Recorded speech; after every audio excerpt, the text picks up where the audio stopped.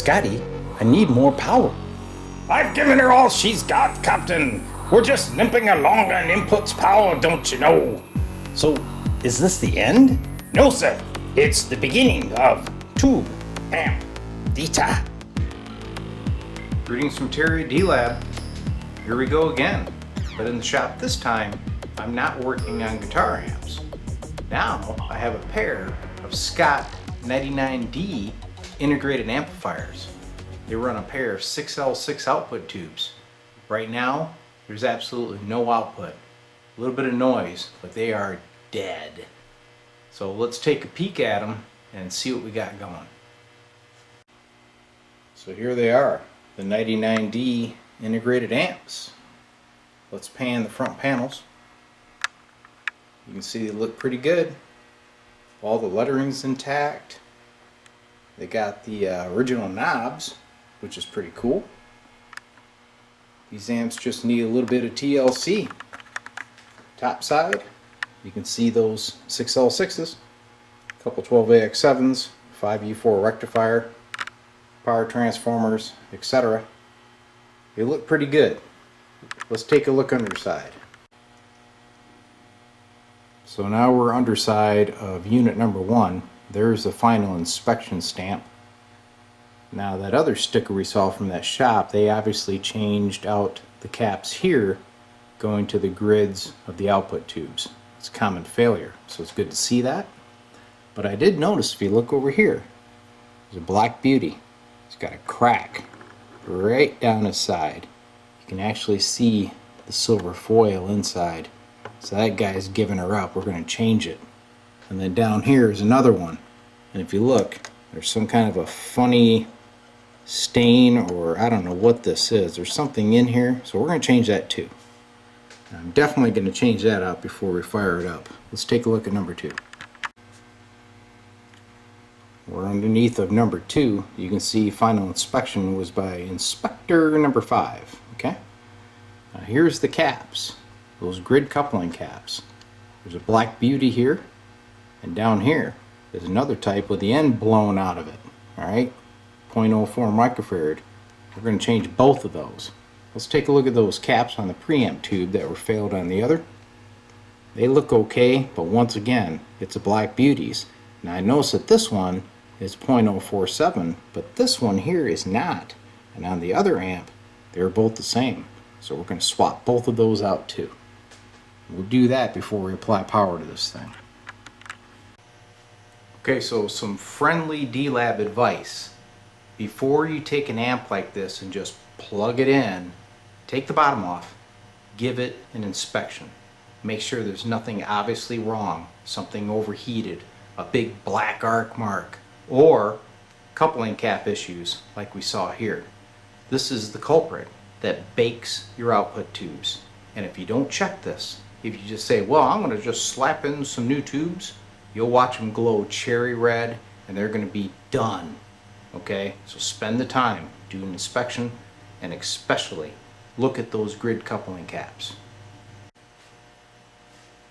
So before I began shooting this video, I did take the tubes out of this thing and put them on my tube checker, and they're all totally baked. The output tubes are down to about 15% emissions, okay? They're just cooked, which is probably because of those coupling caps that I showed you on the grids. So the first thing we're going to do is we're going to change the caps, okay? Those black beauties and the coupling caps on the tubes, we're going to change them out with these nice Sprague orange drops.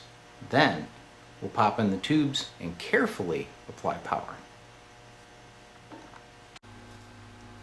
Alright, so the first one we're going to start with is this hideous looking one with the end popped out. So I'm pretty much going to clip him out of the circuit, change him out with one of these gorgeous Spragues. Then we'll do this one. And then I am going to change out these two coupling caps because I want the guy to have Spragues throughout the amp. Then we'll come over and take care of those preamp caps. So there's my Sprague pile, okay? But I wanted to show you, remember the old hideous cap I was telling you about? When I took it out, this end fell right out of the cap, and you can see inside This thing was like in really bad shape. No wonder there's no audio, huh? So the spray orange drops are in place, and I've done some quick checks. They look ready to test. So down here is unit 1. I've got 3 new 12AX7s installed, and then I installed what I call a sacrificial pair of 6L6s. We use that for the initial test, and if everything looks good with bias, then we'll put in the new tubes. Here's the initial test of unit number 1. Turn him on, and you'll notice that the Scots do take a little while to warm up and operate. That's because they actually have a DC rectification for the filament voltages for these 2 tubes, which I found kind of odd, but they obviously do that so she's nice and quiet. So there's a scope. I'm going into the D-Lab audio test set. You see a little bit of activity there. Here she comes. And you can see the power up here on the watt meter. There it is. A little bit of clipping there at full power, which is great. So this one is live and well. So as its reward, it gets a pair of the 6L6s. Okay, so I have removed the tubes from unit 1, and there they are in unit 2. Turn them on, get it warming up. We'll do the same test and watch the scope. So I've had this on for quite some time. I'm having very little output on the scope. That's full blast. Kind of just a wisp of output. And I noticed that these 12AX7s, cold as cucumbers. That's full power. See how she's shaking in and dancing? Means we got a little AC somewhere we don't need to have it. And my power, I'm lucky to get 10 watts out of it. So we got an issue here. Let's check it out.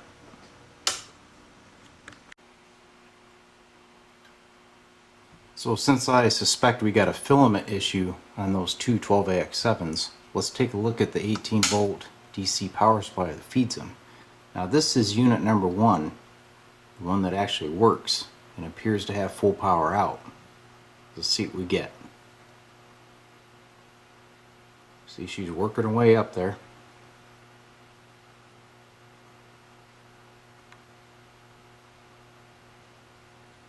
So it's looking okay. The thing that kind of alarms me about these amps is you see these 2 big green resistors. I'll tell you what, man, they get hot. So I wouldn't recommend any parts being above them, because if you touch them, they'll take the skin off of your fingers. And those caps are right behind it. Let's take a look at unit number 2. Alright, here we are in unit 2, same test. There's that cap. And there's that really hot resistor I was telling you about laying on it. That's nice. Turn around. Let's see what we get here. So on the other one, we got really close to 18. Let's see what we get here. And remember, this one had some kind of hum in the signal too, which kind of points at this cap. This is a 50 microfarad cap at 100 volts. You can see we're kind of hovering there at a little over 15 volts. So it's low. So let's disconnect this thing, power it down, and throw a cap meter on it. Here's the cap under test on unit number 1. You can see it's dancing around somewhere around 48 microfarads. Guessing I either have some bad connections here, or this cap may be on its last leg too. Unit 2, same deal, hook up the cap checker. Uh-oh, wide open. The cap is fried. And since it's underneath that resistor, and the other one is too, I'm going to change both of them. We'll go from there. Well, there's the new cap in unit number 1. Cap checker likes that. Here is the one in number 2. Let me throw the meter on that real quick, and then we'll check the ones I pulled. There's unit 2. Still kind of dancing around like the first one, but at least it shows some capacitance. So let's take a look at the poles. Give these a little inspection. You can see this guy was getting pretty hot because of that resistor. There's the end. Kind of bulged out. You'd expect that. Here's the other one. Bulged out with some kind of black goo coming out. So there is the one out of unit 1. Still working. And here's a cap out of unit 2. Dead. So let's fire up unit 2 amp and see if I get some power and make sure there's no AC hum on it. Here's unit 2. I'm monitoring the voltage across that cap, which is still a little bit low. Here's the output. It's higher. That AC hum is gone, but I'm not getting the same power that I am out of unit 1. So still got some investigation to do, but it's coming along. So I think I may have found the culprit. If you take a look here, remember those 2 green resistors I was telling you about that were so hot when they ran? Well, on this amp, which is unit number 1, they are nice and hot to the touch, but when I went over here, I found that one resistor was cold to the touch, and if you look at it, you see kind of a white discoloration here in the middle of the resistor. So these are supposed to be 15K resistors because they're part of a voltage divider. So here's the first one, 14.7K. I'm going to go over here to the one that has the haze in the middle of it. Open.